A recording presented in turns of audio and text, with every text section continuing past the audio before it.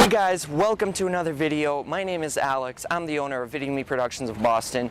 Behind me today is the nice, beautiful city of Boston. And today I want to talk about the top 5 things when you are looking for a wedding videographer or pretty much any other videographer out there. So I don't want to bore you guys. I want to go ahead and get started. So thing number 1, when you're looking at a videographer, it's very important to remember his when you're looking at his skills. When you're looking at his portfolio, you have to really look at what he's capable of doing, how he's doing things, and skill is very important when it comes to your wedding video because it's yours. So you need to know exactly what you'll be getting out of it. So in terms of skill, when I critique other videographers, I'm always looking at their equipment, at their what they're doing and where they are, how do they communicate with photographers on the day, and how do they manage things. So it's all important, and when you're looking for a wedding videographer, you really have to know the videographer's skill by looking at his previous videos, looking at what he's done, and just how he handles videos to make sure that you're getting the video that you want. So now, number 2, when you're looking at a videographer, you really have to focus on the price. You're always asking for the price, but half of the videographers charge over $1,000. The wedding videographers, it goes from $1,000 to $12,000. I personally charge about in $1,000 area, a little bit more than that, because I really value the people I work with, and I value that they really know what they're getting out of their wedding video. And I'm not super professional, so I don't do high-end video production. If I was doing it, my price would be probably around $5,000 to $10,000. But please make sure that your wedding videographer fits in your budget, because if he doesn't, then it's probably not the videographer for you, and you should find the one that fits your budget. Usually I would say that don't waste money on people who are not sure what they're doing. All of my ads are on Craigslist, and I know a lot of people don't go to Craigslist, but some do. And I really believe that there are a few videographers on Craigslist that are just money, that are just so valuable, and they're above their value in money. And I really want to make sure that that when you guys get a videographer, that the amount you're paying him is much less than the video is actually worth. The video should be worth even more, and it should be meaningful to you, which is why I focus on creating the best video possible for your wedding video.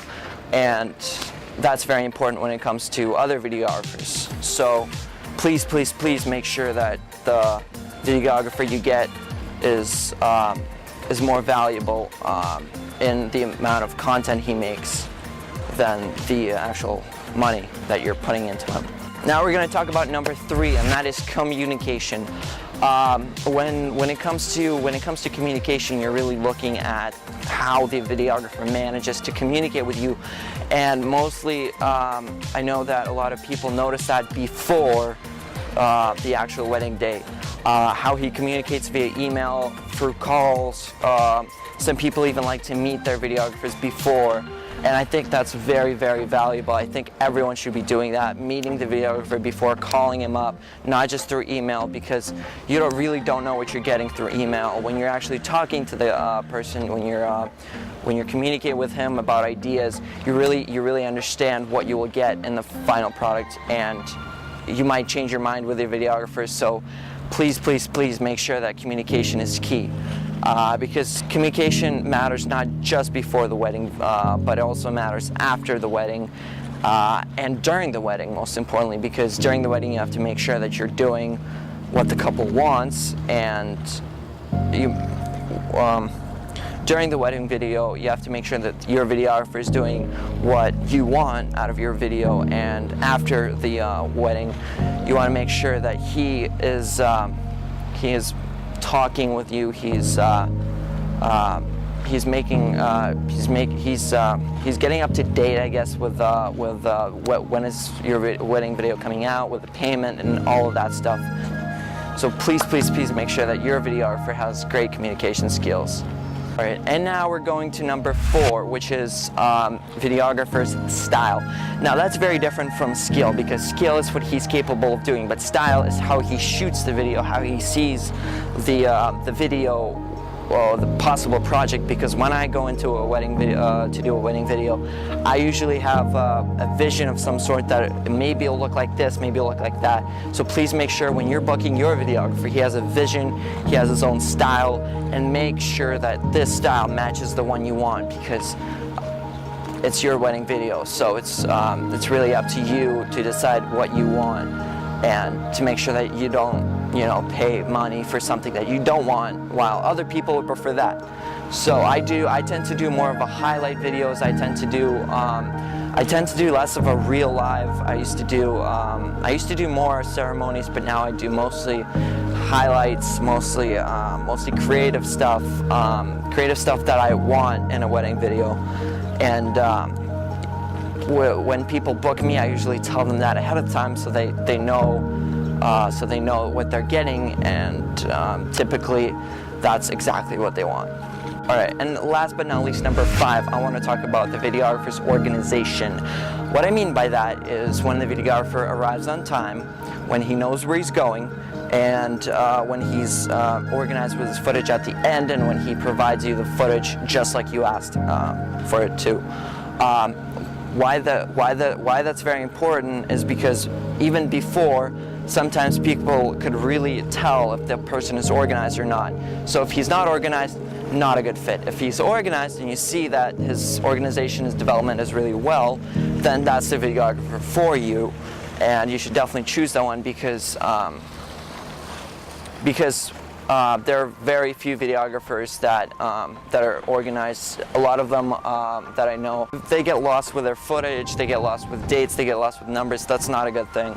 So when you're working with a videographer of you choosing, you need to know how they're getting there, what they're getting there, what they're doing, and you need to communicate that to them, because before that wedding day, what I think people look for, what you should look personally in a videographer is when he communicates with you before the wedding video, and he really asks all of the details, email, call, whatever. He questions you, and it might take an hour, but please be patient, because it's very important to communicate every detail that you can to the videographer before the wedding day, because during the wedding day, usually people become very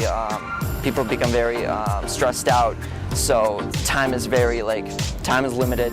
So during the wedding day, it's very hard to communicate with a couple. So usually, if I don't know something during the wedding video, I just trust my instincts, and I just go ahead and shoot the way I do usually.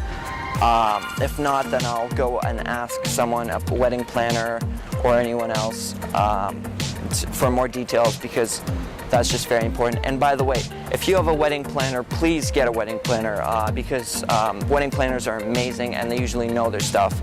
So wedding planners just make it 100 times easier for the videographer to do his job.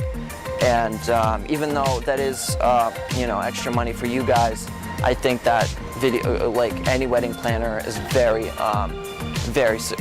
helpful, I think, not just to videographers, but photographers and a lot of other people. All right, guys, thank you for watching. I hope you enjoyed this nice view of Boston. This is like the best view you can get in Boston. So, if you're interested in my videography, check out my website, my company.